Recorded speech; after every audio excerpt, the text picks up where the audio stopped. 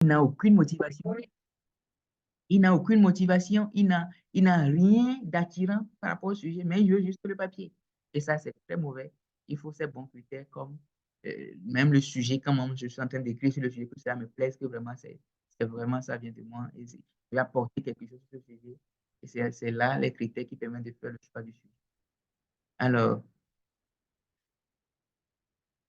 alors pour toujours le choix du sujet, il faut noter qu'en fait, en médecine, nous avons tellement de spécialités.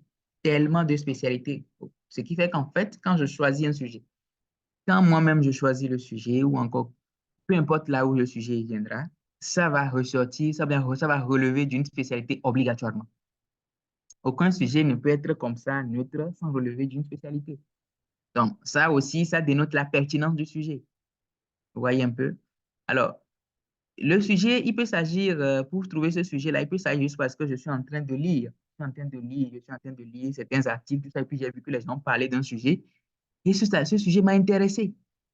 Et quand ce sujet m'a intéressé, j'ai voulu recreuser dedans davantage, ou encore, les gens ont étudié le sujet chez eux, dans un autre pays. Moi, j'ai vu que dans notre pays, on peut essayer de faire une telle étude aussi pour voir qu'est-ce qui explique, bon, comment est-ce que ça va, ça évolue chez nous, quel est le point chez nous, quelle est la fréquence de cette pathologie chez nous et comment on traite ça et quelles sont les perspectives ou encore les améliorations apportées à ce qui se fait aujourd'hui chez nous.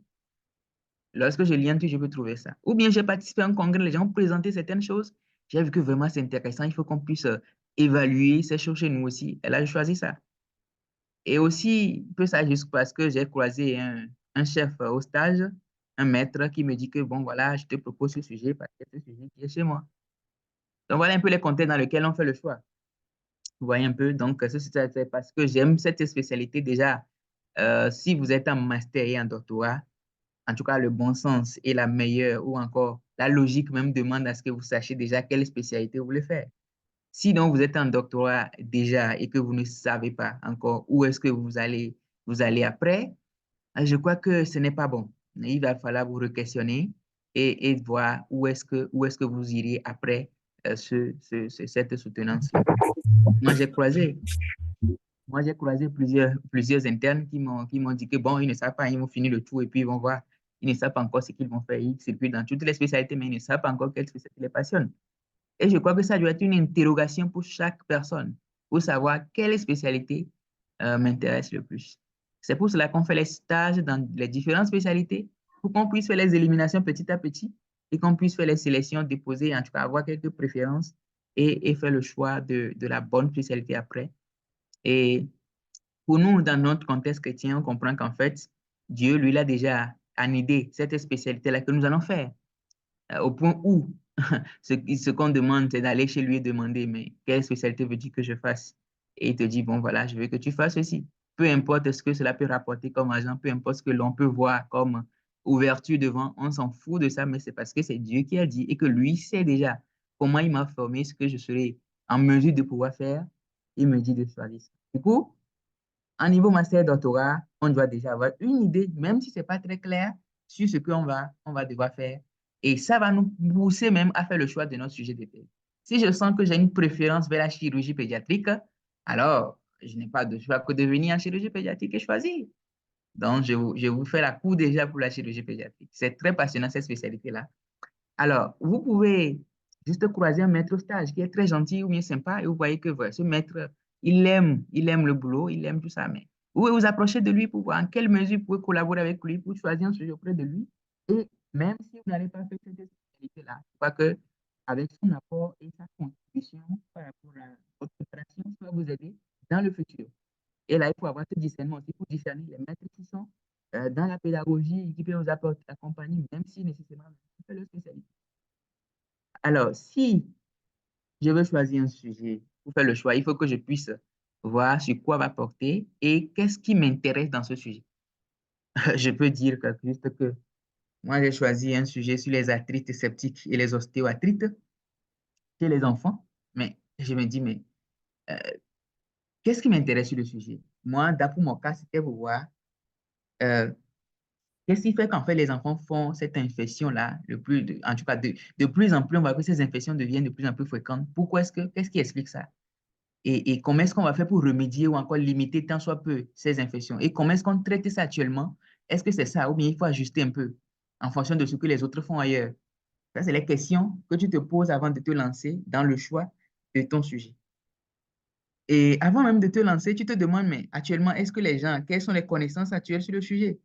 Cela va t'amener à faire des recherches pour voir est-ce que les sujets-là ont été déjà, si le sujet qui me vient à cœur, ce sujet a été déjà publié, ce sujet a été déjà rédigé, en tout cas soutenu ici dans notre contexte, tout ça. Tu veux faire toutes ces vérifications-là. Et tu évalues, si tu vas faire ce sujet, ça va te demander quoi en temps. Est-ce que tu seras en mesure de pouvoir finir? Est-ce que c'est un sujet original, déjà débattu par quelqu'un ou pas? Alors, tous ces éléments sont très importants. Et Et l'importance du sujet, c'est quelque chose qu'il ne faut pas négliger. Si mon sujet n'apporte rien à la connaissance actuelle des choses, ou bien ne va rien apporter, c'est juste copier-coller. Je crois que ça ne vaut pas la peine. Il faut que ce soit un sujet qui apporte quelque chose à ce qui se fait actuellement. Mais le constat est qu'aujourd'hui, les soutenants de tests, c'est comme quelque chose de routinier, où on vient, on fait dire, bon, voilà, on veut étudier les aspects épidémiologiques, diagnostiques, ça, on vient, on recopie les mêmes choses que les autres ont fait, on n'apporte rien de concret à la chose. On n'a pas des apports, on ne fait pas des tests statistiques pour voir qu'est-ce qui peut expliquer une telle chose, mais on dit, bon, voilà, et puis et puis on dit, ah, il est déclaré digne d'être promu au grade de docteur en médecine, ce qui est très dommage. Ce qui est très dommage. Mais nous, au niveau individuel, on peut changer ça et choisir un sujet assez passionnant qui apporte quelque chose aux connaissances actuelles. Et quand j'ai parcouru tout ça, j'ai vu un peu, j'ai essayé de voir qu'est-ce que les gens ont déjà connu sur le sujet. Est-ce que ce sujet est déjà publié dans mon contexte? Est-ce que ce sujet est déjà étudié une fois, tout ça? Est-ce que c'est dans quelle spécialité je vais faire ça, tout ça? Il va falloir que je puisse formuler ce sujet-là d'une manière courte et concise, euh, et dit que bon, voilà, mon sujet va porter sur ça, sur l'aspect, cette pathologie-là, ces aspects épidémiologiques, ces aspects diagnostiques et thérapeutiques, ou encore je vais évaluer le cours de la prise en charge de cette maladie et voir qu'est-ce qui fait que les patients n'arrivent pas à se faire soigner convenablement devant cette situation. Donc, le sujet va être formulé d'une manière succincte et je crois que cette formulation se fait toujours en compagnie du directeur. Ce n'est pas toi qui décides, mais c'est avec le directeur que dit que bon, voilà, on va faire comme ça. Et dans certains cas, même le premier contact avec le directeur, en te donnant le sujet, il te formule déjà tout ce qu'il faut. Du coup, toi, tu n'as plus ce travail d'aller formuler et de voir comment ce sujet sera assez pertinent, tout ça. Le directeur même t'aide à formuler ce sujet. Et donc, ce qui va te rester maintenant, c'est d'aller maintenant à l'autre étape. Tu as déjà le sujet, et c'est là on va passer à l'autre étape. Alors, autre chose que vous savez déjà, c'est que le sujet se fait dans une situation. Et il faut choisir une sujet de manière à avoir votre sujet de thèse. Ça, c'est ce qui est idéal. Sinon, vous attendez septième année, vous finissez le même en septième année, si vous choisissez, mais vous n'aurez même pas le temps d'y réfléchir dessus parce que le taux d'intérêt va vous épuiser et vous n'aurez pas le temps vraiment d'étudier le sujet. Et c'est à la fin de votre internat maintenant que vous allez rester à la maison en train de commencer, pas faire la fiche de tête en train et tout cela va vous perdre le temps. Mais si déjà en sixième année, vous savez tout ça, vous pouvez commencer à grignoter dessus un peu. Et durant votre tout internat, vous aurez aussi vous trouver le temps de vous planifier par rapport à ce sujet. Et jusqu'à la fin de votre cours, vous pouvez faire quelque chose de concret. Alors, passons rapidement à la rédaction maintenant. On a fait le choix. Le choix, à ce qu'on vient de dire, ce qu'on vient de dire, c'est que le choix peut être fait par l'étudiant lui-même ou encore en collaboration avec le directeur ou encore par le directeur lui-même. Mais une chose qui est très importante que je viens de dire, que je n'ai pas insisté, sur laquelle je n'ai pas insisté, c'est que l'étape importante pour s'approprier du sujet. Il faut vraiment s'approprier du sujet. Peu importe l'origine du sujet ou bien la source du sujet, il va falloir que tu puisses t'approprier du sujet pour pouvoir avancer et faire quelque chose de potable. Alors, tu viens de choisir ton sujet. Est-ce qu'il faut commencer en même temps la rédaction ou il y a encore d'autres choses à faire? Alors, qu'est-ce qu'il faut faire pendant le choix et la rédaction? Dès que le sujet est choisi, que faire avant la rédaction proprement dite parce que vous n'avez pas l'essentiel de tout ce qu'il faut déjà pour rédiger. Il faut noter que le rythme de ou encore le temps qu'il faut pour cette transition avant la rédaction va dépendre du niveau ou encore de là où vous avez choisi votre sujet. Si vous avez choisi votre sujet en fin d'internat, ce n'est pas la même chose que vous avez choisi votre sujet en master. Celui qui a choisi son sujet en master est plus à l'aise et a tout le temps d'y réfléchir, d'y travailler petit à petit par rapport à celui qui a fini toutes ses synthèses et qui n'attend que la soutenance. Donc, cette notion est discutée. Toutefois, ce qui est standard, c'est que dès que vous connaissez votre sujet, il importe maintenant que vous puissiez faire des recherches sur le sujet. Les recherches doivent être l'élément clé que vous devez faire juste après avoir su que je dois soutenir sur les articles sceptiques. Première chose, c'est de pouvoir aller maintenant cliquer pour voir qu'est-ce qui est écrit sur les articles sceptiques dans la littérature. Alors, je cherche toutes ces choses-là et je télécharge tout ce que je trouve sur le site. Je télécharge les PDF, les cours, les articles, tout ce qui est sur le sujet. Je télécharge, je rassemble tout ça dans une banque de données que je crée moi-même par rapport à mon sujet de texte. Tout ce qui existe sur le sujet, je vais taper le sujet dans toutes les langues possibles, bon, notamment le français et l'anglais, bien sûr. Je mets ça en français sur toutes les formes. Je formule le sujet, je tourne ça. Tu peux tourner ça de la fin vers le début, du début vers la fin, du milieu, jusqu'à ce que tu n'aies toutes les publications qui ont été faites sur le sujet. Et tu mets ça, tu traduis ça en anglais par après. Tu cherches tout ce qui a été fait sur le sujet en anglais et tu fais tout ça pour avoir en tout cas, le maximum, si possible. Tu ne peux pas avoir le tout, mais le maximum de ce qui a été dit sur ton sujet. Et, et cette recherche se fait partout. Hein. Tu peux aller sur Google Scholar, PubMed, Inari, tout partout. Tu cherches ça partout où tu peux. Et maintenant, après avoir cherché tout ça, il faut commencer par les feuilleter pour voir qu'est-ce qui sera utilisable, qu'est-ce qui ne sera pas utilisable dans la rédaction de ta thèse. Et quand tu vas finir de fouiller tout ça, je crois que euh, ce qui est conseillé, c'est de pouvoir rédiger le protocole de thèse.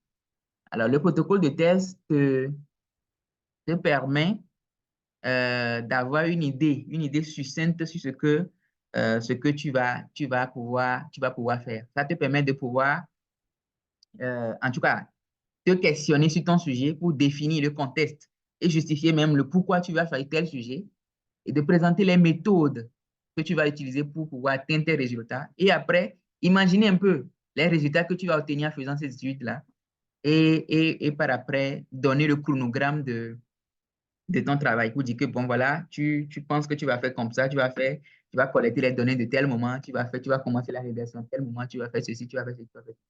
Donc, le protocole te donne en tout cas un canevas pour la suite de ton travail. Du coup, tu as choisi le sujet, tu as fait tout ça, il faut rédiger un protocole qui va être validé par le directeur. Et donc, si le directeur valide ce protocole, ça t'aide à ne pas trop divaguer, mais à être quand même dans un couloir que le directeur a plus ou moins accepté.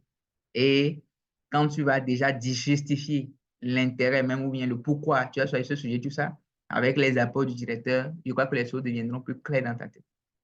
Alors, je me rappelais quand j'avais commencé par rédiger mon sujet et quand le directeur a fait une première correction déjà sur le, en tout cas, l'intérêt même de pouvoir faire ce sujet, je crois que c'était comme une lumière dans mon esprit. Je vois que le sujet commence à m'inspirer. Parce qu'au début, je ne savais pas comment est-ce que je vais prouver que bon, mon sujet est assez pertinent que il va falloir qu'on puisse étudier ce sujet-là. Donc, quand vous arrivez à trouver de bons arguments pour justifier le sujet, je crois que même la motivation commence par naître déjà à ce niveau.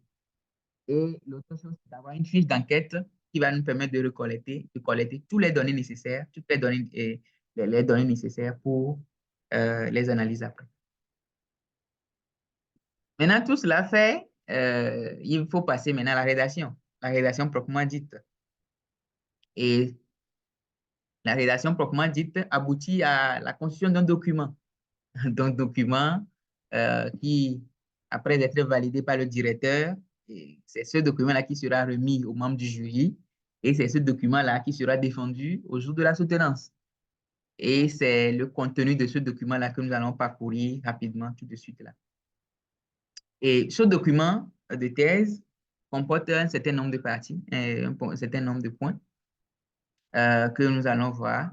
Il y a, quand vous tenez un document de thèse, certains disent que ils sont effrayés parce que les gens disent autour de la thèse, disent que bon, il faut écrire quelque chose de 200 pages, de 300 pages. Ils se demandent, mais comment est-ce que moi je peux écrire jusqu'à 200 pages? Je crois que tout ça, c'est des sujets de mystification. Il faut sortir de ça. J'ai vu des thèses de 50 pages dans ce pays. Vous voyez? Donc, ce n'est pas la grosseur du document qui est important, mais c'est la pertinence du contenu qui est important. Donc, sortez de cette idée de nombre de pages, mais rentrez plutôt dans la dynamique de la pertinence de ce qui sera mis dans ce document-là. Alors, tout document de thèse que vous allez prendre, en tout cas, évidemment, ce document est rédigé par l'impétrant, c'est-à-dire vous qui me suivez et qui voulez soutenir. C'est vous qui rédigez ce document. Et ce document que vous rédigez comporte ces différentes parties que vous pouvez vous voir sur mon écran. La première chose que vous pouvez voir, il y a la page de garde du document qui est là. Et il y a la liste, après cette page de garde, il y a la liste des enseignants que vous allez voir dans ce document. Il y a une déclaration que la fac aussi, et que nous, qui est mise aussi dans le document.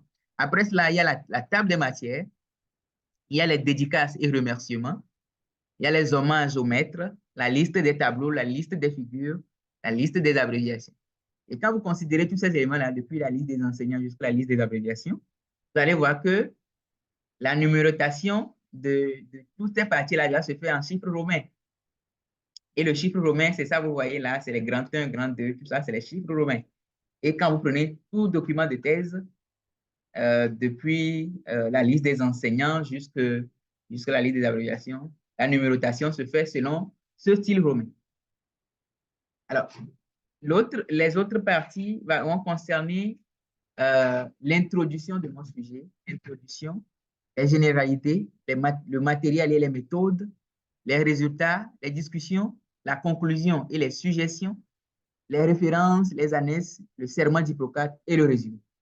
Voilà un peu les différentes choses qu'on doit trouver dans une thèse de médecine.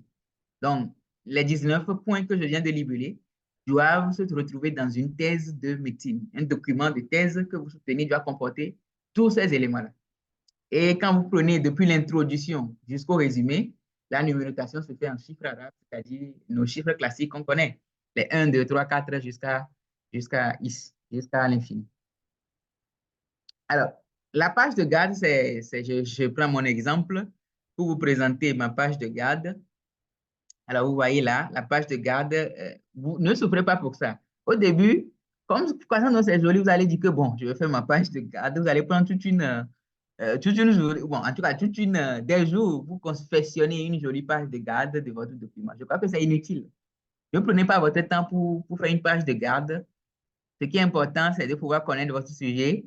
Et lorsque le moment de soutenir se rapproche, il suffit juste de donner votre sujet à la fac, donner votre sujet à la fac avec les informations sur votre naissance, sur tout ça. Et puis, le membre du jury. Et puis, on vous donne, en tout cas, à l'OMI, c'est ce qui se fait. On vous donne un exemplaire de page de garde. On vous envoie ça en version électronique et vous intégrez à votre document.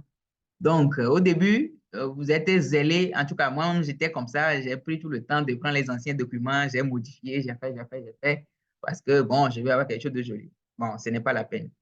Prenez le temps d'écrire, mais pour la page de garde, ne vous inquiétez pas. Mais sur cette page de garde, vous pouvez voir qu'il y a les différentes institutions. Il y a le ministère de l'enseignement supérieur avec le logo de l'université. Il y a le logo de la faculté, le logo de la République togolaise. Et puis, il y a le cadre qui comporte le sujet. Et puis, de la date de la soutenance se figure sur cette page. Et l'impétrant même, ton nom, ton nom, et puis ta date de naissance, ton lieu de naissance se trouve dessus ainsi que le jury. Le jury aussi se trouve sur cette page de garde. La autre chose, c'est la liste des enseignants. Ça aussi, ce n'est pas à toi d'aller à la recherche de cette liste-là. C'est fourni par le décanat aussi. Et cette liste est mise à jour à chaque fois et signée par le décanat. On vous remet ça dès que vous faites la demande à l'approche de votre thèse. Si vous avez commencé votre thèse au master et que vous avez déjà demandé la liste des enseignants, je crois que ça ne va pas vous servir. Parce que la liste varie au fur et à mesure que les gens augmentent de grade, les gens entrent dans le système, la liste varie ou bien change à chaque fois. Donc, il faut avoir la liste à la veille de sa soutenance. Alors, la déclaration dont je viens de parler, c'est la troisième partie de votre document. Vous voyez cette phrase qui est là. Dans tout document de thèse, vous allez voir cette phrase-là. Par délibération, la faculté a arrêté que les opinions émises dans les thèses qui lui sont présentées doivent être considérées comme propres à leurs auteurs et qu'elle n'entend leur donner ni approbation ni improbation. Ça, les retrouver dans chaque thèse. Alors, la rédaction, les dédicaces et remerciements, c'est 2 ou 3 pages au maximum, hein. À vous de faire tout ce que vous voulez à Dieu, à vos parents, à vos époux, épouses, à vos bien-aimés, à vos amis, à vos collègues. Bon, en tout cas, vous écrivez tout ce que vous voulez pour remercier les gens et autres. Pour la table des matières, ça doit normalement être généré automatiquement. Il y a des moyens pour faire générer ça automatiquement. Dès que tu appliques la formule, la table même vient automatiquement. Les hommages au maître, voilà, dans la thèse, vous avez écrit ça, commençant par le président du jury, après le premier juge, le deuxième juge et enfin le directeur. S'il y a un co-directeur, vous finissez par le co-directeur. Donc, vous donnez ces éléments-là. Pour les tableaux, oui, voilà les tableaux. Vous faites la liste des tableaux et la numérisation des tableaux se fait en chiffres romains. Il faut bien noter ça. Chiffres romains, vous voyez que c'est chiffres romains au niveau de la numérisation des tableaux. Au niveau des figures, la numérisation se fait en chiffres arabes. Donc, on avance. Il faut aussi une partie réservée à la liste des abréviations, où vous mettez par ordre alphabétique les différents termes qui ont été abrégés dans le document. Alors, après tout cela, vous tombez sur l'introduction même de votre thèse. Et le but de l'introduction, c'est d'informer le lecteur et de montrer l'importance du travail et l'intérêt du travail. C'est-à-dire que quand on prend ton introduction, il va falloir que celui qui lit puisse voir l'intérêt de ce travail. Il ne faut pas que ce soit terne, mais il faut que ce soit motivant. Vous voyez? Donc, cela suppose donc que vous commencez par un contexte général, ce qui est connu d'une manière générale, vous passez, et puis vous dites que, ah, tout ceci est connu, mais vous allez voir qu'il y a quand même un flou quelque part que vous voulez éclairer. Donc, dans notre contexte, vous peut-être vous dites que, bon, dans les pays voisins, ça se fait, mais chez nous, cela n'a jamais été fait. Ce qui a motivé dans notre sujet, notre étude, et donc, il y a pour objectif, et tu donnes l'objectif du sujet, et après, tu donnes les différents objectifs secondaires, et tu finis la conclusion par le plan de ta présentation. Je crois que je ne vais pas trop m'attarder dessus compte tenu du temps. S'il y a des questions après, on peut en revenir. Et une introduction de thèse, ceux qui pensent à 300 pages, 200 pages, vous voyez, on dit l'introduction d'une thèse une bonne thèse de médecine doit être longue d'environ 2 à 3 pages. Vous voyez? Donc, si tu penses que tu es écrivain et que tu écrives 10 pages d'introduction, c'est que tu es déjà en erreur. C'est pas bon. Donc, il est conseillé de faire une introduction de 2 à 3 pages. Et au niveau de l'introduction, il y a des règles qu'il faut aussi respecter au niveau de l'utilisation des verbes. Les verbes peuvent être présents pour les définitions et aussi le passé. Alors, après l'introduction, l'autre phase qui vient, c'est les généralités. Au niveau des généralités, vous donnez aux gens toutes les connaissances nécessaires sur le sujet. Il peut s'agir juste d'un cours, c'est-à-dire que un cours que tu as fait à la fac, que tu prends comme référence et que tu viens, tu refais là-bas, ajouter à quelques ingrédients pour que les gens puissent comprendre de quoi tu parles. Par exemple, je veux parler des artères septiques, il faut que je montre aux gens quelle est l'anatomie des articulations. Il faut qu'ils connaissent d'abord encore ce que c'est que l'articulation et il faut qu'ils connaissent quelle est la physiopathologie d'une arthrite, il faut qu'ils connaissent, en tout cas, comment on pose le diagnostic, comment on traite ça, en tout cas, toutes les informations nécessaires sur le sujet, tant sur le plan épidémiologique, sur le plan diagnostique, sur le plan thérapeutique, sur le plan pronostic. Il faut donner toutes ces informations dans les généralités. Parfois, il s'agira même de faire l'historique même de ton sujet ou bien de ta pathologie pour permettre aux gens de pouvoir connaître tout ce qui existe sur le sujet. Et il est conseillé d'être dans la moyenne de 15 à 20 pages. Donc, vous notez déjà avec moi, on a fait une introduction de 2 à 3 pages et on conseille d'être dans 15 à 20 pages pour les généralités. Et le constat qu'on fait, c'est que les gens vont présenter une thèse de 200 pages et les généralités même ont pris déjà 100 pages dedans. Et ça, c'est une thèse qui n'est pas soutenable normalement. Et cette thèse-là doit être disqualifiée. Donc, vous voyez, il y a des règles qu'il faut respecter. C'est que les généralités ne doivent pas dépasser 15 à 20 pages. Ou du moins, si tu as une thèse de 200 pages, les généralités doivent faire le moins du quart de la thèse. C'est-à-dire que j'ai une thèse de 200 pages, ça veut dire que mes généralités ne doivent pas dépasser 50 pages. Si je suis sûr que je sais rédiger et que j'ai beaucoup de choses à dire, il ne faut pas que les généralités dépassent 50 pages si je sais que j'ai 200 pages. Donc, il faut vraiment veiller à ça. Mais c'est au niveau des généralités que les gens ramassent tout. Et à la fin, tu vois même le vrai travail, même le résultat, c'est juste un peu. Et tu vois la distance, c'est un peu. Et la confusion, c'est un peu, alors que tout le lot de documents qu'on voit là, le gros document là, se résume au général. Vous voyez? Donc, il faut être succinct ici pour donner l'essentiel en 15-20 pages. Et les temps des verbes, il faut aussi respecter ça, c'est le passé et le présent. Alors, après les généralités, on passe au matériel et méthodes. Au matériel et aux méthodes. Et c'est la partie la plus sensible. Si vous remettez même votre document à un examinateur de test, parfois ils ne lisent même pas tout ce qui est jusqu'au niveau de généralité. Là, ils ne lisent même pas parce qu'ils n'ont pas le temps. Là, ils vont commencer par lire, c'est à partir de matériel et méthodes. Et c'est là même que les discussions deviennent de plus en plus intéressantes. Vous voyez? Donc, c'est ici vous expliquez tout. Comment est-ce que vous avez fait jusqu'à trouver les résultats que vous allez présenter dans votre document. Alors, c'est l'ensemble des ordonnées de manière logique, de principes, de règles, d'étapes qui constituent un moyen pour parvenir à un résultat. Donc, c'est ici vous montrez aux gens que, bon, voilà, vos résultats ne sont pas tombés du ciel, mais vos résultats sont tombés parce que vous avez suivi un certain nombre de méthodes. Et le but, c'est de permettre la reproduction et la vérification par d'autres auteurs du travail rapporté. Quand vous démontrez que voilà comment vous avez procédé, il faut que quelqu'un qui veut reprendre ton même travail, quand il procède par ce que tu as dit, puisse trouver les mêmes résultats. Et ça, c'est un bon travail, ça. Mais si ton résultat qu'on a, tes méthodes que tu as présentées ne peuvent pas être reproductibles, je crois que ton travail n'est pas bon. Et au maximum, c'est 4 à 8 pages pour les matériels et méthodes. 4 à 8 pages, c'est déjà suffisant pour présenter le matériel et méthode. Et le temps des verbes, c'est l'imparfait et le passé ou le passé composé. D'accord?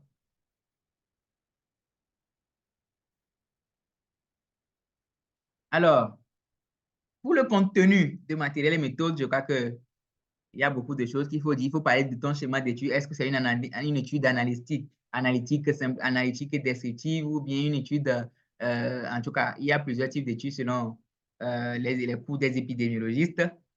Mais d'une manière classique en médecine, on ne dépasse pas études descriptives et analytiques. C'est les deux là qui sont standards pour nous. Descriptif, c'est-à-dire que tu décris juste la situation, qui est l'analytique, c'est-à-dire que tu décris, mais tu analyses aussi à l'aide des tests statistiques. Donc, il faut préciser la période de ton étude, le cadre d'étude, l'hôpital qui t'a servi à faire l'étude, le service même en question, la population d'études, les critères de sélection de ta population, les critères d'inclusion, de non-inclusion, d'exclusion, comment tu as collecté les données, est-ce que c'est à l'aide d'une fiche d'enquête ou bien à l'aide de formulaires à remplir en ligne ou bien à l'aide d'examens directs des patients. Et il faut préciser aussi les variables et leur définition et saisir comment tu as saisi et tu as géré tes données, de même que les analyses statistiques que tu as fait. Toujours dans le matériel et méthode, il faut parler des considérations éthiques, si tu as respecté les règles éthiques. Si tu as actuellement, il y a un comité éthique qui est la fac, donc il va falloir que ton sujet soit validé par ce comité éthique et que tu insères dans ta thèse l'autorisation de ce comité éthique-là. Il va falloir que tu signales aussi que tu as respecté la confidentialité, l'anonymat lors de ton étude et que tu as reçu les autorisations administratives nécessaires avant de faire ton étude. Il faut que quand tu as fait l'étude dans le CHU, le directeur du CHU dise que, OK, d'accord, je te donne l'autorisation de faire cette étude. Et c'est très important pour la crédibilité du travail. Alors, tout cela, c'est pour les matériels et méthodes. Maintenant, si on revient, si on avance maintenant, on tombe sur les résultats. Après avoir fait tout ça, il faut aboutir aux résultats. Monsieur le président du jury, mesdames et messieurs les membres du jury, qu'avons-nous trouvé? Vous voyez un peu la formule standard de ceux qui sont en train de soutenir. Qu'avons-nous trouvé maintenant? Et ici, il faut noter que c'est le cœur même du travail. Et les résultats, ce n'est pas aussi grand-chose, c'est entre 15 et 25 pages. Ce qu'on attend, c'est que ce soit entre 15 et 25 pages. C'est déjà suffisant pour les résultats. Minimum 15 pages, maximum 25 pages. Ou bien, si tu veux écrire une thèse de 300 pages, il faut veiller à ce que ton résultat ne dépasse pas 30% de tout le volume de la thèse. Voilà. Donc, si tu n'es pas dans la norme de 15-20 pages, il va falloir que ça ne dépasse pas 30%, ça soit compris entre 20 et 30% de tout le lot de documents que tu vas présenter. Et les verbes sont à l'imparfait et au passé composé. Alors, le contenu des résultats, c'est en tout cas, c'est de donner tous les résultats en fonction des objectifs, hein. En fonction des objectifs déjà énoncés dans l'introduction, il faut que les résultats puissent être en accord avec cela. Et ne pas commenter les résultats, ça c'est très important. Et c'est l'erreur que la plupart font. C'est-à-dire que on est dans le résultat, puis on dit que bon, il n'y a que 10 patients qui présentent telle chose. Il y a seulement 5% des patients qui venaient de Lomé, ou bien l'âge de 5 ans est le plus représenté dans mon étude. Tout ça, c'est pas bon. Dans les résultats, on ne dit pas ce genre de choses. Tu présentes juste le résultat comme ça. Tu ne dis rien si c'est beaucoup, c'est petit, tu ne dis rien dessus. C'est dans les discussions qu'il faut en parler comme ça. Alors, les résultats peuvent se présenter sous forme de tests, de tableaux ou de figures. Mais il faut veiller à ne pas répéter un même résultat. Tu écris tout et puis tu viens dessiner un tableau ou bien tu refais figure. Ce n'est pas bon. Il faut éviter le double emploi. Soit tu écris tout et tu t'en vas, ou bien tu fais le tableau et tu t'en vas, ou tu fais la figure et tu t'en vas. Toutefois, il faut connaître les règles qui sont liées au tableau et figure. Alors, pour les tableaux et figures, toujours les appeler. Il faut toujours les appeler dans le test et par ordre d'apparition. Juste énumérer les principaux résultats issus du tableau ou des figures. Ne pas recopier le tableau et venir dessiner le tableau après. Non. Juste dire quelques mots pour pouvoir énoncer le tableau et après tu présentes le tableau. Un tableau dans un document de test doit être une entité autonome. Le tableau doit être une entité autonome, compréhensible sans recours au test. C'est-à-dire que si on prend un tableau sans même lire quelque chose quelque part, on puisse comprendre ça comme ça. Et ce qui est contenu dans le tableau. Je l'ai déjà dit plus haut que la numérotation du tableau se fait en chiffres romains et le titre du tableau se fait au-dessus du tableau. Ça, c'est les éléments très importants qu'il faut retenir. Et au niveau du tableau, il y a un cadre qui est en haut et à gauche qui doit rester vide. Il ne faut pas remplir ça. Dans un tableau de thèse, il y a toujours en tout cas, un cadre qui est vide là-bas. C'est ça qu'on appelle la souche.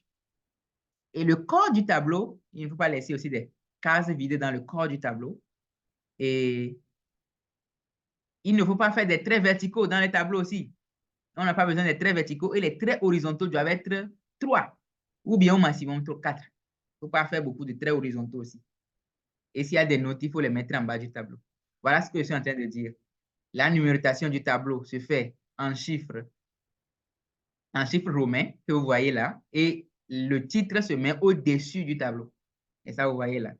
Maintenant, au niveau du tableau même, nous avons 3 barres horizontales. Tout tableau qui doit être dans le document doit être de 3 barres, au maximum 4 barres, en fonction de ce qu'on aura dit. Vous voyez? Voilà. En fonction des résultats, en fonction de ce qu'on veut dire, on peut arriver à faire encore une barre. Mais les 3, c'est la norme standard. Et ici, je ne sais pas si je peux utiliser un pointeur, mais bon, je fais comme ça. Vous allez voir en haut, sur l'écran en haut et à gauche, il y a la colonne qui est vide, de même que la ligne qui est vide. En tout cas, tout le cadre est vide. On ne va pas mettre ici âge quelque chose. Non, non, non, non. On ne met rien dans cette case-là. Quand on voit déjà le titre du tableau, on peut facilement se retrouver. Et ça veut dire le titre doit être aussi exhaustif possible. Il ne doit pas avoir d'abréviation dans le titre. Alors, pour ce qui concerne les figures sont plus didactiques, mais moins précises que les tableaux. Et les figures sont en chiffres arabes. Et le titre se trouve en dessous. L'autre est en chiffre romain, mais au-dessus. L'autre est en chiffre arabe, mais en dessous. Et les figures peuvent se présenter sous différentes formes. Nous avons les camemberts ou les diagrammes en secteur. Nous avons les diagrammes en barre verticale, les diagrammes en barre horizontale, les histogrammes, les courbes et les illustrations. En tout cas, il y a plusieurs types de figures en fonction de ce qu'on veut présenter. Et il y a des principes liés à chaque type de figure. On ne choisit pas la figure qui me plaît, je ne choisis pas la figure qui me plaît, mais je choisis parce que dans telle situation, c'est cette figure qui est indiquée. Quand je suis devant une variable quantitative, quand je suis devant une variable qualitative, quand je suis devant un tel pourcentage, quel type de figure je peux utiliser? Il va falloir connaître ces règles avant de pouvoir utiliser aussi les figures pour ne pas faire la fantaisie. Alors, après avoir présenté les résultats, il faut passer à l'étape de la discussion. Et c'est la partie qui révèle l'originalité même du travail et de la perspicacité de l'auteur. Le but, c'est d'interpréter le travail qui a été réalisé et la discussion vise essentiellement 4 objectifs. C'est de dire si le but du travail a été atteint, c'est de résumer les principaux résultats répondant au but du travail, de juger la qualité et la validité des résultats du travail en faisant une analyse critique de ses propres résultats, Et enfin, de comparer les résultats observés à ceux des d'autres auteurs. Mais le plus souvent, je crois que la discussion de la plupart des thésards se résume à la comparaison avec les autres auteurs. Oui, comme a dit Ali et collaborateurs, nos résultats sont similaires à ceux de, vous voyez. Alors, c'est plus que ça. C'est plus que la comparaison, mais c'est de pouvoir faire une analyse plus approfondie de mes résultats. Et la norme demande à ce que la longueur soit entre 6 et 10 pages, ou bien 10% du volume de la thèse. Voilà ce que la discussion doit prendre. Et le temps des verbes doit être présent et passé. Doit être présent ou le passé. Alors, en conclusion d'une thèse, c'est en fait le bouquet final. Maintenant, ici, il faut dire ce que tu as recherché, est-ce que tu as, où est-ce que tu as recherché ça, comment tu l'as recherché, et qu'est-ce que tu as trouvé. Et c'est juste le principal du résultat en fonction de l'objectif général et présenter aussi les perspectives de cette étude. Et avant de finir, il faut parler des suggestions. Et les suggestions se font aux autorités politiques et administratives, aux professionnels de santé ainsi qu'à la population. En tout cas, c'est les trois standards, aux trois en tout cas, aux trois personnes là qu'on envoie, qu'on envoie aux autorités politiques, c'est-à-dire au ministre de la Santé, de l'accès universel aux soins, aux autorités administratives, c'est-à-dire le directeur du CHU et autres, professionnels de santé, les médecins, les infirmiers, tout ça, et la population même qui n'est pas médicale. Donc, on fait des recommandations à toutes ces personnes-là. Par exemple, pour ma part, j'avais dit à l'endroit des parents et de la population, amener immédiatement les enfants à l'hôpital devant toute douleur articulaire. Faire suivre régulièrement les enfants drépanocytaires par les médecins, respecter les rendez-vous de suivi après l'hospitalisation et éviter l'automédication. Ça, c'est une suggestion que je fais aux parents qui étaient venus à la soutenance. Et là, tu t'adresses à ces gens-là qui sont venus et tu t'adresses aussi à tes collègues pour que ta thèse puisse apporter quelque chose à la prise en charge qu'ils font déjà. Et il faut finir par les références aussi. Les références, tout ce que tu as utilisé, il va falloir mettre ça à la fin. Tous les documents utilisés, il faut les mettre à la fin et par ordre d'apparition dans le test.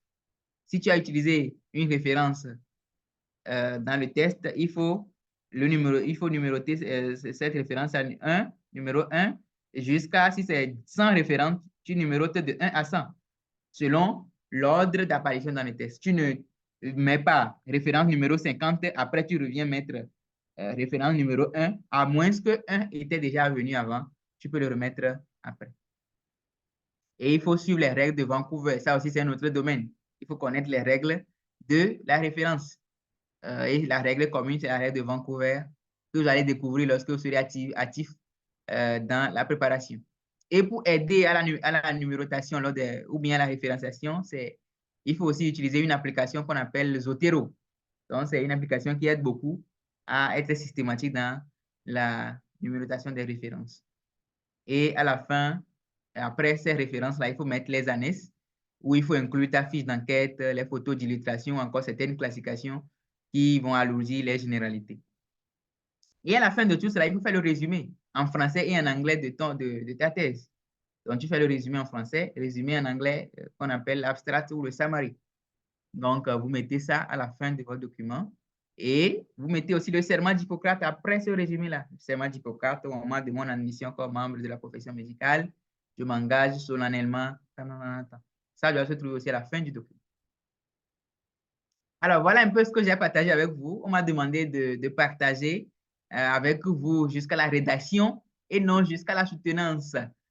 C'est pour cela que je m'en vais conclure rapidement pour vous dire qu'en fait, la thèse n'est qu'un aboutissement de 7 années d'études de l'étudiant en médecine.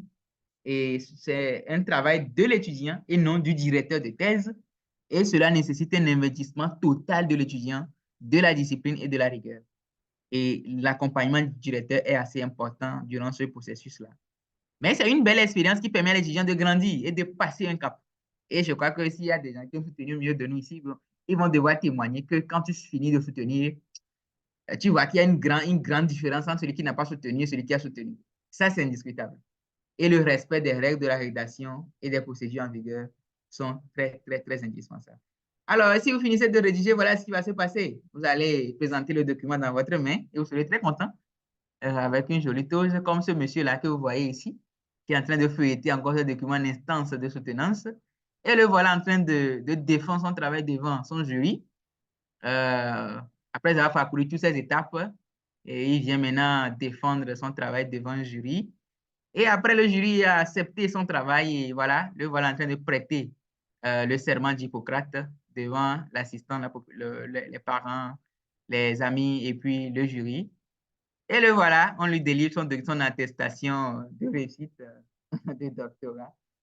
Chers amis, je vous dis merci de votre aimable attention et je suis donc prêt à recevoir vos questions et nous allons apporter des éléments de réponse. Je vous remercie.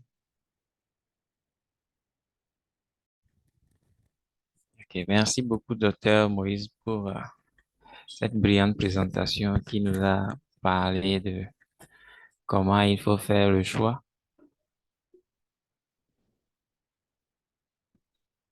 Si c'est qu'on était en présentiel, on allait te faire une très grande ovation.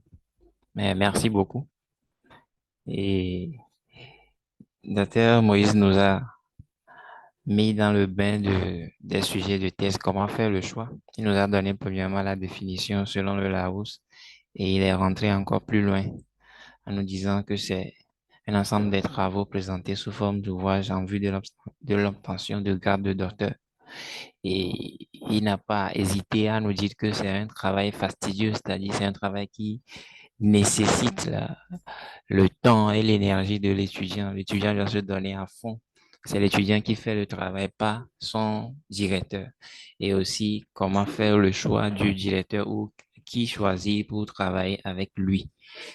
Et nous devons retenir aussi que le choix ne se fait pas au hasard. Le sujet aussi ne se choisit pas au hasard. Donc, tout doit être bien dirigé, tout doit être bien attentionné. Il faut prendre du temps, réfléchir proprement avant de faire ce choix et avant de choisir le sujet et avant de savoir vers qui il faut s'orienter. Même si on n'arrive pas à choisir le sujet, et il faut bien réfléchir avant de s'aventurer vers un maître avec qui il faut travailler. Et il nous a parlé aussi de la pertinence du sujet que nous devons choisir. Ensuite, comment faire la rédaction jusqu'au bout.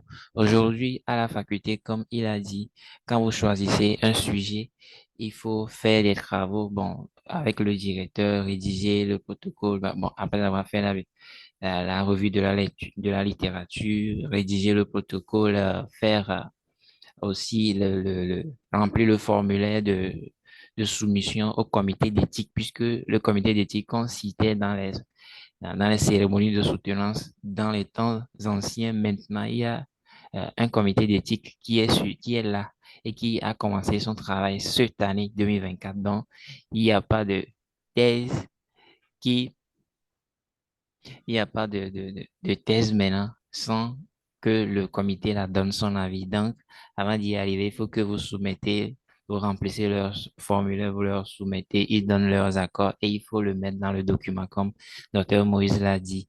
Puisque si le thème n'est pas concordant ou bien n'est pas pertinent, ça risque d'être rejeté. Et même avant de soutenir, c'est eux qui valident le jury que vous présentez ou bien le jury que vous avez choisi.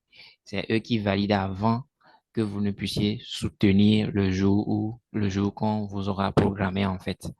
Donc c'est en gros ce que je peux dire en résumé par rapport à tout ce que docteur a dit dans son intervention.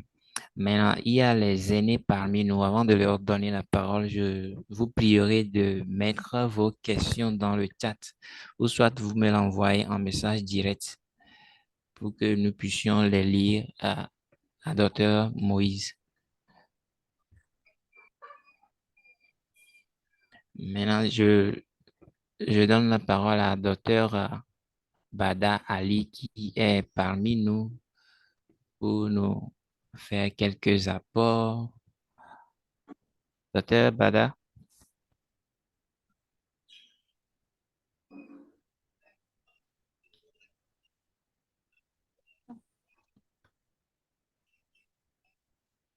allô, docteur Ali est là.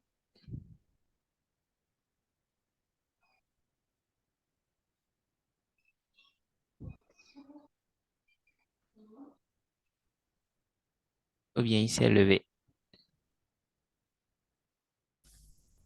OK. Donc, en attendant que docteur Ali ne vienne,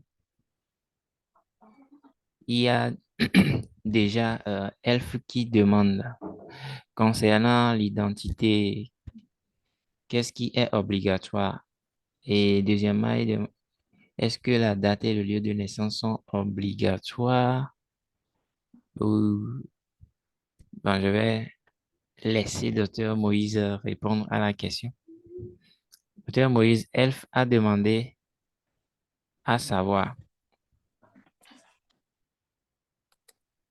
concernant l'identité, qu'est-ce qui est obligatoire? Et deuxièmement, est-ce que la date de naissance aussi est obligatoire? Faites comme Elf, écrivez bon, vos questions dans le chat. On va les lire pour aller plus vite. Merci beaucoup. Oui, merci beaucoup, docteur Maillot. Je remercie elle pour sa question.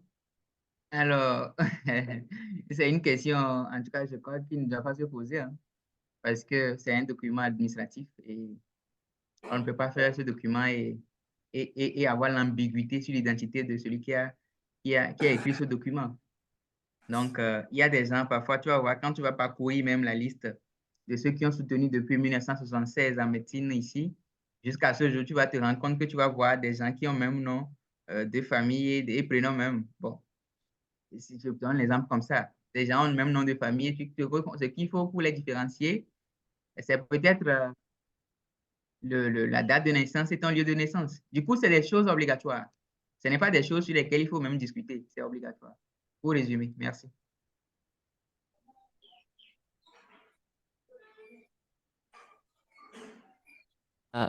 Merci beaucoup, docteur. Je crois que Elf a été satisfait. Il y a Charles de Cara qui demande à savoir comment se fait le choix des autres membres du jury. OK. Alors, pour le choix des autres membres du jury, il semble que c'est le directeur seul que tu as choisi ou encore tu travailles avec une personne qui est ton directeur. Alors, comment fait-on le choix des autres membres? Il faut noter que maintenant, à l'heure où nous sommes en train de parler, il y a des réformes en cours par rapport à cela. Mais par avant, ce qui se fait, c'est que le directeur choisit les gens qui lui plaisent, hein. Le directeur, selon son affinité, ils ont des clubs. Bon, en tout cas, les maîtres même ont des clubs où chacun sait celui avec qui il peut travailler. Donc, il choisit ses amis, en tout cas les gens avec qui il travaille, il les choisit, il dit, bon voilà, si vous avez choisi un patron pour être votre directeur, nécessairement le président doit être quelqu'un qui est plus gradé que lui. Mais s'il n'y en a pas, en tout cas du moins c'est un professeur titulaire, mais le plus souvent, celui qui est le plus encore plus ancien que lui, c'est lui, et il va choisir. Même s'il n'a pas trouvé, en tout cas, il y a un professeur titulaire qui doit être le président. Ça, c'est obligatoire. Maintenant, pour les autres membres du jury, souvent, c'est les agrégés, s'il n'y en a pas les titulaires. Mais c'est fait par le directeur avant. Mais maintenant, il y a des réformes en cours. À Lomé comme à Cara.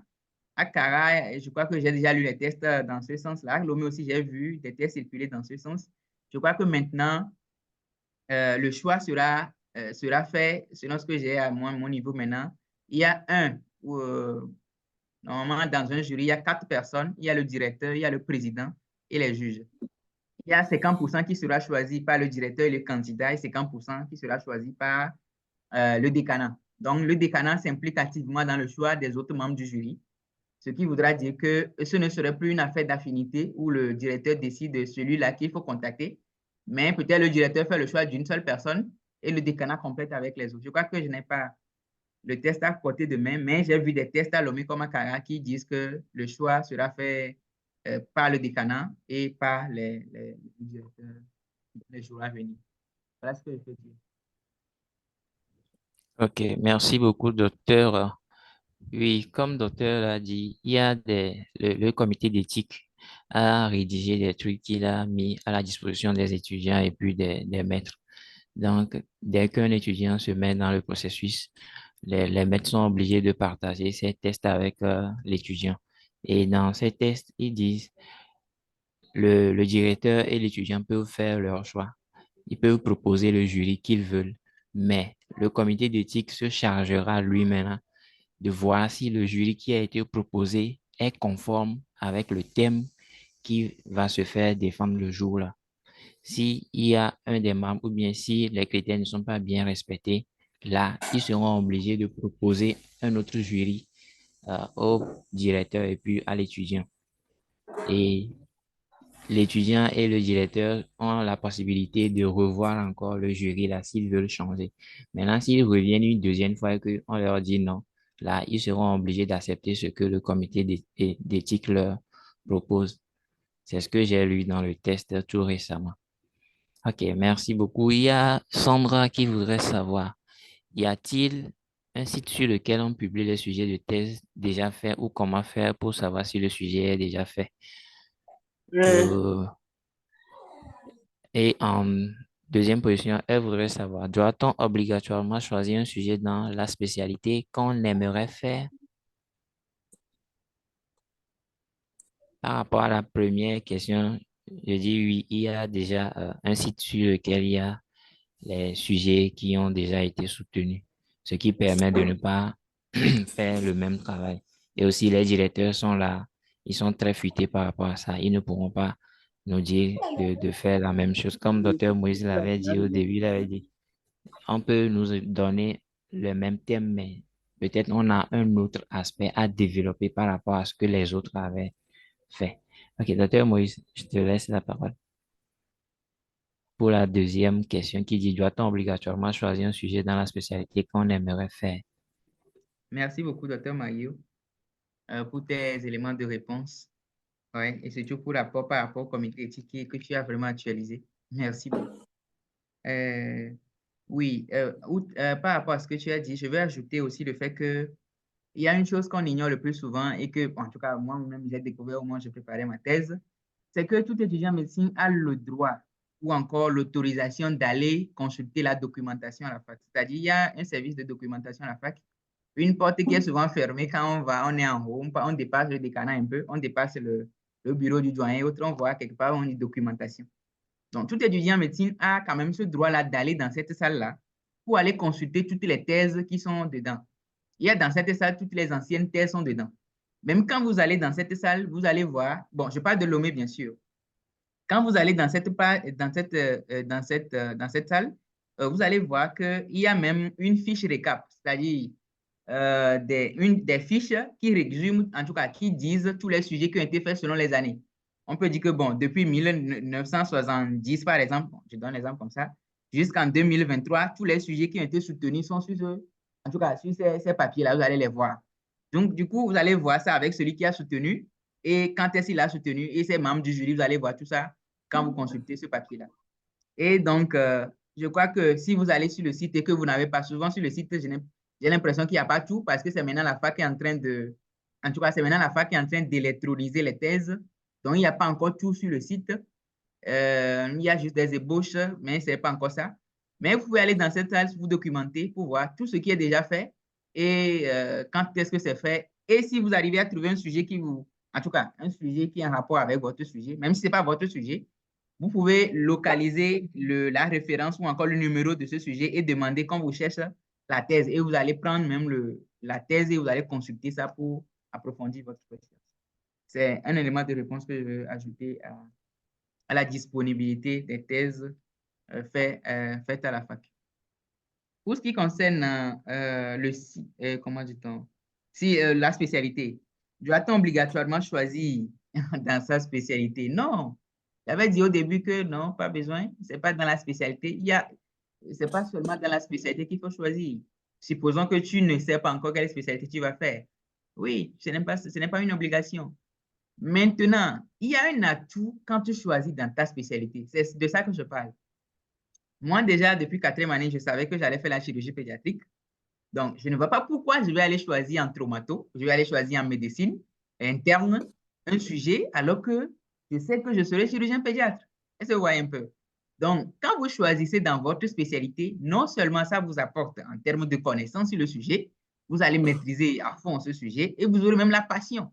Il y a même la passion de posséder le sujet quand c'est dans votre spécialité. Alors que quand tu sais que, bon, c'est juste pour le papier, la motivation même diminue et bon, voilà, On peut juste qu'on me donne le papier, puis je n'ai rien à foutre avec ça. Vous voyez? Donc, il n'y a pas une obligation de soutenir dans sa spécialité, mais quand vous soutenez dans votre spécialité, ça augmente votre niveau de motivation et le zèle est encore plus patient. Voilà un peu ce que je peux dire. Merci.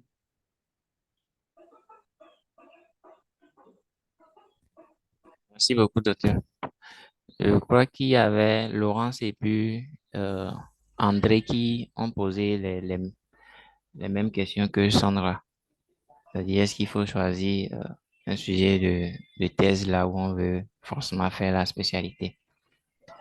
Il y a Charles qui demandait une question qui disait que il y a certains aînés qui changent de sujet de thèse et qui vont de spécialité en spécialité. Est-ce qu'il n'y aura pas de répercussions? J'espère que j'ai bien retranscrit la question, Charles, parce que ma connexion me fait des trous. Si ce n'est pas le cas, tu peux ouvrir ton micro et poser immédiatement la question. Bon, je crois que ce qu'il a dit, j'avais pu comprendre. Hein. Peut-être que je choisis un sujet en traumato, et Oui. puis je me rends compte qu'avec le temps, ça ne marche pas. Ça n'avance pas, Mm. ça n'avance pas. Et puis bon, finalement, j'ai décidé de quitter là-bas pour venir en chirurgie pédiatrique. Ouais, ça se fait. Ça se fait. Tu peux quitter de ton propre chef comme tu peux quitter aussi avec l'accord du directeur. Il y a ces deux éventualités-là. Il y a ces éventualités où le patron même voit que le sujet là ne t'arrange pas finalement que bon. En tout cas, j'ai vu des collègues qui ont quitté la spécialité en accord avec leur directeur, ceux qui les coachent parce qu'ils voient que en tout cas le travail dépasse le niveau et il faut plutôt donner ça aux DES pour que les DES soutiennent leur mémoire de fin de formation avec ça, plutôt qu'un médecin généraliste qui veut soutenir sa thèse de doctorat. Donc, il y a des situations comme ça où en accord, tu quittes. Mais il y a d'autres situations où tu quittes volontairement. Tu quittes volontairement parce que ça ne t'arrange pas. La connexion, j'ai dit au début qu'en fait, la connexion, le choix du directeur est indissociable de la chose. Il va falloir que le directeur soit accessible. Si je suis avec un directeur qui n'est pas accessible, qui ne veut même pas m'écouter, qui ne veut rien faire pour que je puisse avancer, bon, j'ai le droit de quitter. Hein. C'est vrai, il peut y avoir des répercussions parfois, mais pas toutes les fois.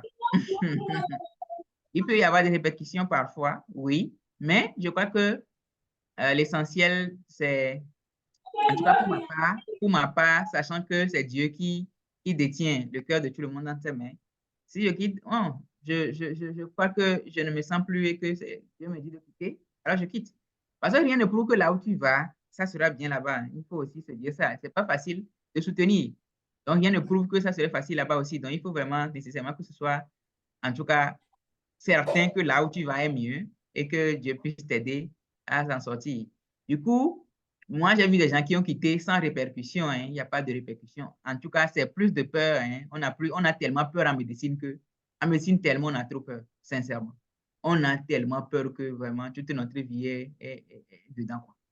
Hein. Il va falloir qu'on puisse sortir un peu et laisser en tout cas, ce qui bouillonne dans notre cœur puisse s'exprimer sans trop être casé dans un système de peur pour dire que, ah, si je fais ça, est-ce que, non, c'est Dieu qui détient l'avenir de chacun de nous, d'accord? Voilà ce que je peux dire par rapport à cette question.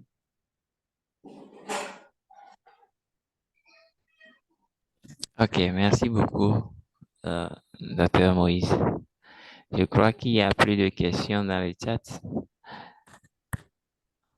Ah, j'ai vu une Ok, question qui dit, s'il oui. vous plaît, qu'est-ce qu'il faut faire devant le cas où vous travaillez déjà sur un sujet depuis le master et que votre directeur vous impose un autre sujet? Alors, vous travaillez sur un sujet depuis le master et le directeur vous impose un autre sujet.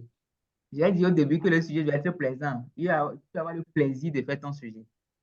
Le sujet ne doit pas être imposé. Maintenant, si c'est avec le même directeur que toi, tu travailles depuis master et lui vient te poser, bon, c'est des situations qui peuvent arriver hein, parce que peut-être le temps que tu ne viennes au doctorat, entre-temps, un de tes aînés repassé là-bas reprend le même sujet parce qu'il veut que le sujet soit vite soutenu. Bon, tu n'as pas d'autre choix hein, que de changer. Parce que si le sujet est déjà soutenu, tu n'as pas de choix, tu vas changer obligatoirement. Donc, pour ça, c'est à prendre cas par cas. Mais oui, si le directeur veut changer, Tu dois changer. Mais ce que tu vas maintenant prendre, il va falloir que ça soit aussi aimé. Que ça soit, en tout cas, tu aimes ça aussi. Même si tu es frustré par le changement et que le changement est justifié, tu n'auras pas le choix que de changer, quoi. Donc, pour ça, je ne pense pas qu'il y ait polémique dessus. Je vois aussi deux questions. J'aimerais savoir si le directeur Oui, propose les trois autres jurys et l'étudiant aussi propose ces trois autres jurys au décanat, ou bien l'étudiant et le directeur se mettent d'accord sur les autres membres avant de les présenter au décanat. Je crois que à cette étape de l'étudiant est encore assez immature, hein. Quand on prend le directeur et l'étudiant, tu es tellement immature pour pouvoir proposer un membre du jury. Je crois que la question ne se pose pas. C'est juste des formalités. Sinon, un étudiant qui vient proposer un membre du jury, par rapport à un directeur qui vient proposer un membre, je crois que, en tout cas, pour le directeur pertinent. Et si tu as un étudiant qui veut soutenir auprès d'un directeur, tu viens contredire ton directeur, c'est qu'il y a un problème. Il y a un problème. Du coup, le problème ne se pose même pas ici. Ce n'est même pas à discuter, quoi. C'est-à-dire que tu as ton avis de soutenir, pas devenir faire bras de fer avec ton directeur, c'est celui qui va juger ton travail. Même pour juger le travail, le maître même, le directeur même cherche des gens qui ne vont pas vouloir te casser au jour là-bas, mais il cherche des gens qui vont accepter un peu, dire, bon, voilà. Il y a des membres du jury, quand tu les as, oh, c'est fini pour toi. Ils vont te minimiser, te dénigrer devant tes parents. Tu vas sauter même, tu vas pleurer à la maison parce qu'on t'a vraiment minimisé à un point. Donc, les directeurs aussi font ces calculs pour voir ceux-là hein, avec qui ils s'entendent pour qu'ils ne viennent pas détruire le travail. Bon, bref, c'était un peu ça l'objectif d'avant. Maintenant que les choses ont changé, je crois que le problème là ne va pas se poser. Il faut juste être appliqué et puis tout va aller en tout cas de soi. Quoi. Est-ce que le directeur de thèse doit forcément exercer sur le site hospitalier où l'on veut mener l'étude? Bon, je dirais non. Je dirais oui et non. Je dirais oui et non parce que si le directeur n'est pas sur le site de l'étude, il va falloir nécessairement que celui qui est sur le site de l'étude donne son accord. Je suppose par exemple que tu choisis un sujet chez un professeur titulaire. Alors, un professeur titulaire, il n'a pas les mêmes problèmes qu'un professeur agrégé. Bon, peut-être que vous ne comprenez pas encore trop, mais ils n'ont pas les mêmes objectifs. Du coup, un professeur titulaire qui veut aider un professeur agrégé à avancer peut lui dire d'être ton directeur, alors que le professeur agrégé n'est pas dans l'hôpital. Donc, tu vas aller travailler dans l'hôpital du professeur titulaire, mais tu seras le directeur de ta thèse, sera le professeur agrégé. Et maintenant, au jour de ta soutenance là, celui-là même chez qui tu as travaillé peut être le président du jury. Donc, c'est des situations qui arrivent parce que le titulaire ne veut pas garder tous ses cassets, mais il peut être le président du jury. Le sujet a été choisi chez lui, il est président du jury, mais il n'est pas directeur parce que le directeur, bon, être directeur, ça n'apporte pas grand-chose. Mais s'il donne ça à un agrégé qui est directeur, bon, quand même, ça lui apporte un plus le plan carrière. Voilà.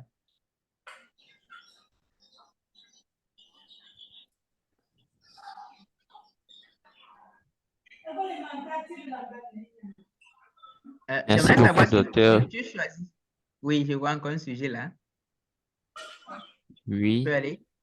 Si tu choisis un sujet en master, cela veut dire qu'on doit en même temps trouver un directeur ou bien tu essaies de le faire et après trouver un directeur. Alors, je pense que si tu penses que tu vas choisir un sujet et être en train de le faire, il vaut mieux considérer que tu n'as pas de sujet.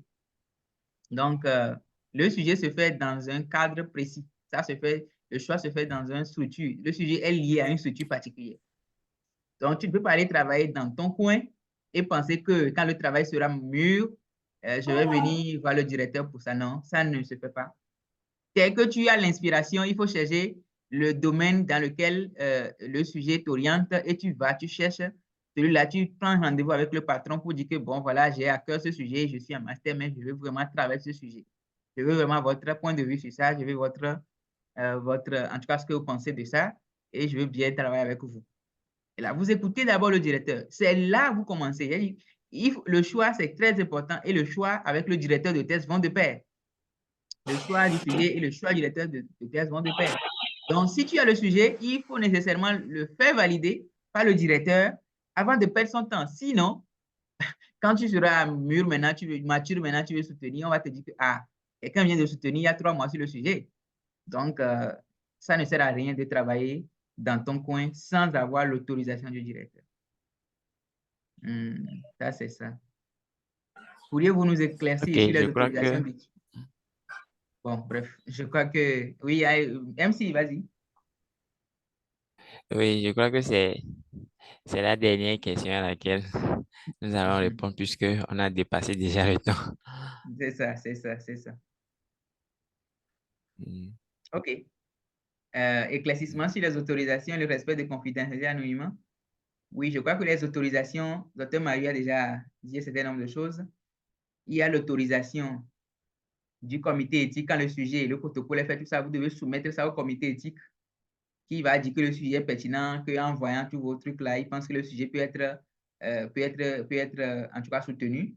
C'est là une autorisation éthique. Maintenant, l'autorisation, il faut l'autorisation de la structure où le sujet est fait. Quand vous allez prendre les dossiers dans un CHU, il faut que le directeur donne l'autorisation d'abord que vous puissiez faire le truc. Donc, c'est important que vous puissiez, en tout cas, que vous puissiez avoir son autorisation. Vous écrivez une lettre de demande d'autorisation à étudier, à prendre un sujet à étudier dessus. Donc, vous écrivez, vous déposez, le directeur signe, dit que bon, ils ont le OK pour cette étude. Et c'est là où vous allez pouvoir commencer par dépouiller les dossiers. Bon, essentiellement, c'est ces deux volets d'autorisation-là qui sont très importants. En dehors de ça, il y a l'autorisation même du patient. Certaines fois, vous avez, en tout cas en fonction des études que vous faites, si c'est une étude rétrospective ou prospective, ça va différer. Si c'est une étude prospective où vous voyez les gens vous-même, là, vous pouvez faire, en tout cas, faire une fiche. Déjà, quand vous voyez quelqu'un, il signe que, bon, il autorise, ou bien vous pouvez laisser une, deux questions à la fin, où la personne même donne son accord pour l'étude. Donc, vous mettez sur la fiche quelque chose, la personne remplit, qui vous couvre que, bon, voilà, la personne est en accord avec votre étude. Maintenant, quand c'est une étude rétrospective où vous n'avez plus accès aux patients, je crois que, en tout cas, c'est vous-même qui allez dire maintenant que vous avez respecté les anonymats, tout ça, parce que les patients ne sont plus là. Et surtout avec l'autorisation du directeur, tout ça, ça vous couvre. Et c'est l'anonymat qui est la seule chose qu'il faut respecter. Il ne faut pas donner le nom des patients en désordre dans ton document, mais le nom va être toujours, en tout cas, on ne va pas toujours donner le nom de quelqu'un d'autre. Pour les études prospectives et rétrospectives, quel conseil? Je crois que si vous choisissez un sujet au master, moi, je propose que c'est bien de choisir une étude qui est prospective. Si déjà au master, vous avez un sujet, moi, j'aurais aimé que ce soit une étude prospective où vous avez au moins 3 ans devant vous avant de soutenir. Vous établissez tout et vous disposez ça, vous voyez les patients au fur et à mesure. Jusqu'à ce que vous ne finissez votre tour d'internat, vous aurez en tout cas des données fiables pour faire l'étude. Parce qu'à chaque fois qu'on fait une étude rétrospective, vous allez voir dans toutes les thèses, on va dire que, bon, recommandation, bien remplir les dossiers médicaux, bien consigner les informations. Parce qu'il y a beaucoup d'informations qui manquent dans les études prospectives, et rétrospectives plutôt. Mais quand c'est prospective, tu prends le soin de prendre toutes les informations nécessaires. On ne va pas omettre de mettre le résultat d'une analyse. On ne va pas omettre de mettre, en tout cas, un élément important dans ta chose. Donc, c'est l'intérêt des études prospectives. Et quand on a le temps, c'est bien de faire une étude prospective. Et à la fin de cette étude prospective, tu vas voir que, bon, je n'ai pas assez d'échantillons. Bon, je peux transformer ça en rétro prospective. C'est-à-dire que je prends ce que j'ai en prospective et j'ajoute un peu ce qui est en arrière pour dire que c'est une étude rétro et prospective.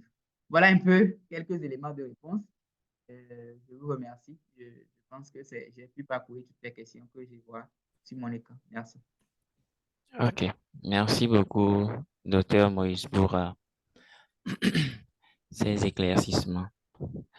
Je crois que on va terminer. Bien sûr, on a déjà dépassé le temps et il y a le collège Mathurin Cordier-Rosier qui voulait faire un petit apport. Donc, nous allons vous donner 2 minutes pour faire votre apport avant que Dr. Antoinette ne reprenne la parole. Vous avez la parole. Merci, merci. En fait, c'est moi, hein, c'est Jean-Paul. C'est moi qui Ok. collège. En tout cas, félicitations hein, pour l'initiative et puis pour la brillante présentation, les réponses aux questions. Je pense que c'est clair. Bon, ce que je voudrais dire, c'est peut-être que ce soit l'ouverture d'une brèche. Ce webinaire doit être l'ouverture d'une brèche pour d'autres webinaires sur le sujet pour que nous puissions encore aider les frères et sœurs dans la réalisation de leur thèse. Quand tu finis une thèse et que tu t'assois, tu te dis, mais mince, j'aurais pu faire cette thèse-là plus vite et plus rapidement que je l'ai fait parce que tu n'as pas eu toutes les informations nécessaires, tu as trimé à gauche, à droite, et puis après, tu te dis, mais ce truc-là, je pouvais le faire un peu plus facilement si j'avais en fait, des informations, quoi, antérieures. Donc, je pense que, à la fois, c'est très important de pouvoir coacher les gens pour les amener à comprendre tout le processus. Et à la fois, il faut vraiment qu'on leur partage vraiment des ressources pour aller de l'avant. Je pense par exemple à comment trouver les articles, comment trouver les articles, comment rédiger les discussions, toutes ces choses-là, je pense qu'il faut revenir là-dessus. Parce que quand on revient enfin, on se dit, mais oh, si j'avais eu cette bonne conception-là, je pouvais aller très vite. Donc, juste pour les organisateurs, je crois il faut pas s'arrêter ici. Peut-être dans 2 mois ou je ne sais pas quel est le planning, mais il faut revenir sur d'autres aspects de la rédaction d'une thèse pour outiller les frères et sœurs, pour que ce ne soit pas un monde où ils tombent dedans, on les tourne par ici, corrige généralité pendant 3 mois, 4 mois, ils sont là et puis c'est après qu'ils ils vont se rendre compte que ah, il fallait trouver les articles. Après, ben, ils vont se rendre compte que oh, ceci, non, non. Qu'on puisse leur donner vraiment des frameworks, comment dire ça en français, des guidelines, des canevas pour chaque aspect. Comment faire, comment procéder, quand tu commences, comment. Voilà, ça va aider vraiment les frères à mieux faire la thèse. Donc, voilà ce que je voudrais dire. En tout cas, félicitations et bénédictions pour tout ce travail.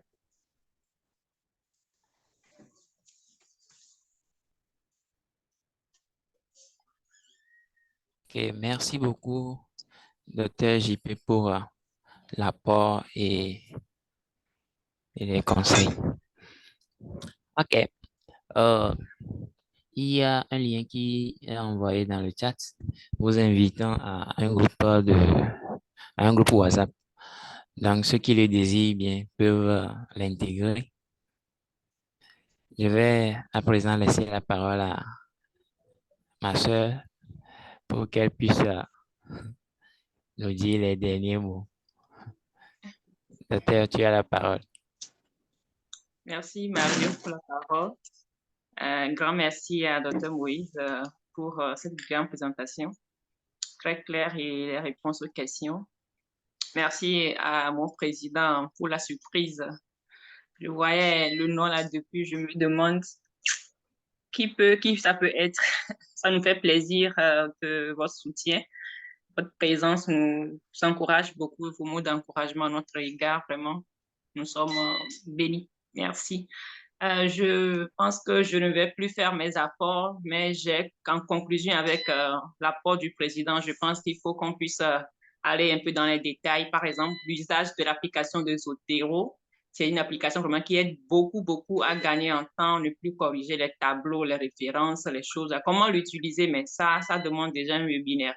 Et je pense que nous allons recueillir aussi les idées des uns des autres pour aller dans les petits détails, les aspects, quelque chose pour qu'on puisse être vraiment outillé et avancer vite, soutenir.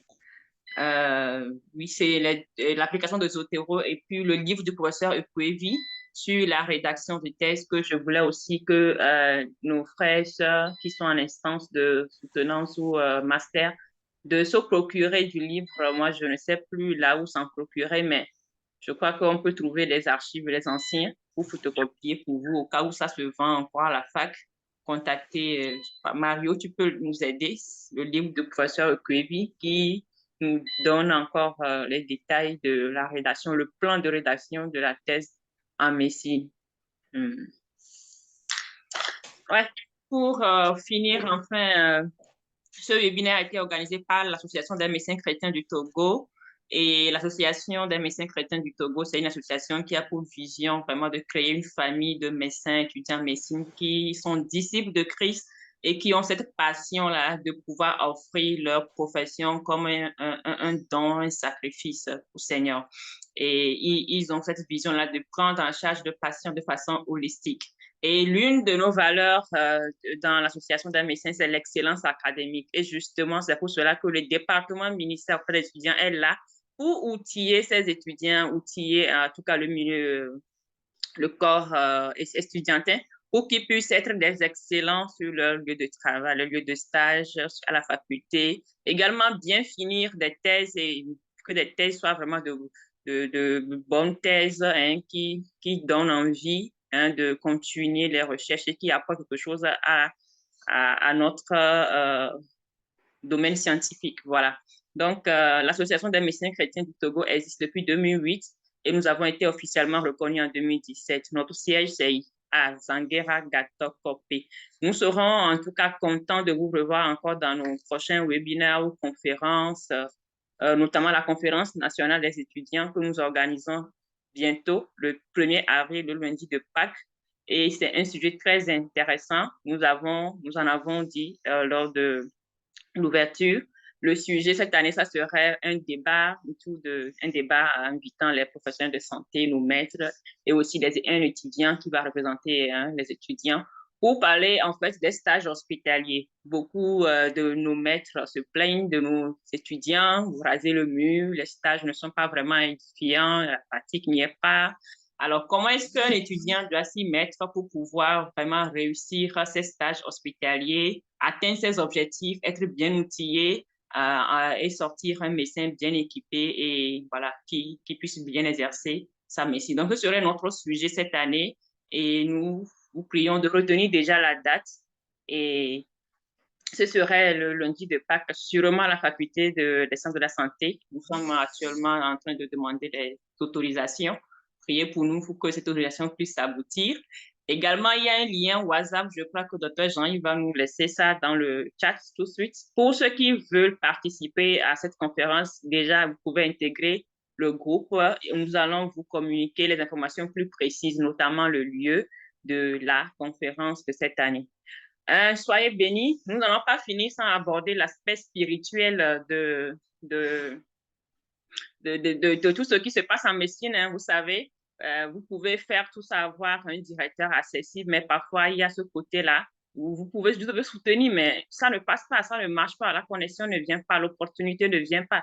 Et parfois aussi, ça demande aussi de prier, de confier ce projet entre les mains du Seigneur qui apaise le cœur, qui attire le cœur du directeur à vraiment vous aider, vous booster, à se rendre disponible pour vous. Et cela, ça ne peut pas se faire si vous n'avez pas une communion avec le Seigneur. Et le département ministère des étudiants veut vous encourager, en tout cas, chers étudiants en médecine ou participants à ce webinaire, de pouvoir avoir une communion avec le Seigneur. En tout cas, c'est un avantage pour nous, en tant que médecins ou étudiants en médecine chrétien, d'avoir cette personne-là qui tient notre destinée en main et qui est dans nos études, qui nous conduit. Sans ça, nous allons faire cogner le mur ou passer à côté et nous blesser, faire des choses, hein, voilà. Mais le Seigneur avec nous, nous sommes plus que vainqueurs. Et c'est pour cela que je veux vous inviter, en tout cas, si vous êtes dans ce webinaire, vous n'avez pas une connexion avec le Seigneur ou bien pendant très longtemps avec les cours, la pression, tout ça, vous n'êtes plus assoiffé, vous souffrez spirituellement, on va dire comme ça, vous êtes dénutri et vous voulez vous reconnecter avec le Père. En tout cas, je vous invite en tout cas à faire cette prière dans votre cœur avec moi. Et si vous êtes prêts, nous pouvons prier. Seigneur, merci parce que tu tiens ma vie entre tes mains. Et ce soir encore, je suis venue apprendre sur la rédaction de thèses en médecine. Mais je sais que tu es au contrôle de tout ça. Sans toi, je ne peux pas avancer jusqu'à réussir et sortir comme médecin, un médecin qui te craint, mais Seigneur, qui fait ta joie.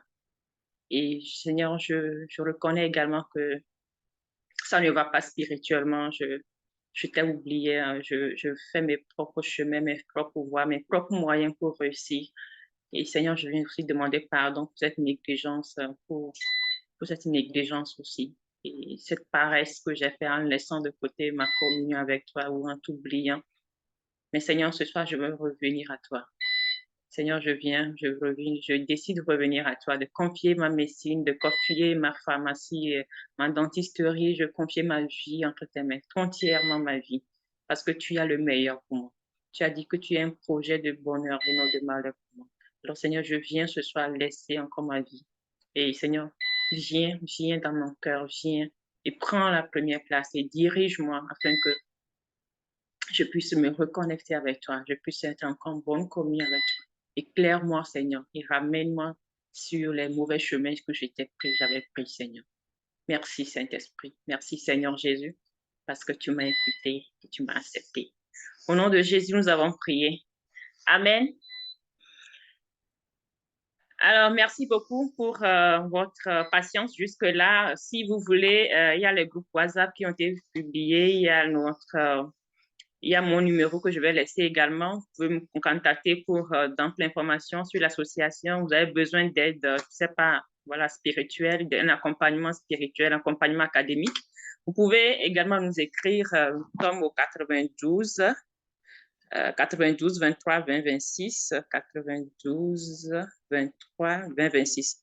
Alors, vous pouvez m'écrire et nous aurons en tout cas le plaisir de vous aider selon votre besoin, si possible. Merci. Merci, je suis à la fin de Mario. Oui, merci beaucoup, Antoinette, pour cette prière et les annonces que tu as faites. Donc, nous sommes à la fin de ce webinaire du département ministère auprès des étudiants. Donc, merci d'avoir participé à ce webinaire. Nous croyons que vous Je vois avez la main du docteur Dansou, peut-être un apport. On va aussi ouvrir nos vidéos pour qu'on puisse, en tout cas, immortaliser ce webinaire. Merci. OK. Je crois que c'est l'ancienne, mais qu'il avait levé. Ah, d'accord. OK, juste aussi annoncer l'aspect de... On va prendre une photo, je ne sais pas qui a un PC pour nous prendre en vue à la fin. Si vous pouvez ouvrir vos vidéos.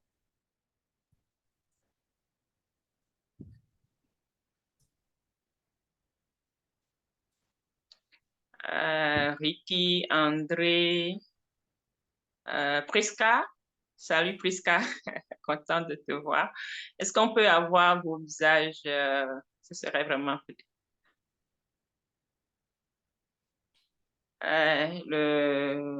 oui. DB, James, Irène, Lucien. Est-ce que Dr. Moïse est là? Il peut vous prendre la capture d'écran, je ne sais pas. Hein. Ouais, faites un joli sourire, s'il vous plaît. Oui, Ou bien j'essaie de Mario, tu peux prendre. prendre? Non, non, non, non. J'essaie quand même. Jean-Yves n'est pas là. Jean-Yves a déjà pris. Ah, d'accord, d'accord. Bon, j'ai pas vu beaucoup de faits, hein, je me dis. OK, merci beaucoup. En tout cas, soyez bénis. Merci. OK. Bonne soirée chez vous. Bye bye.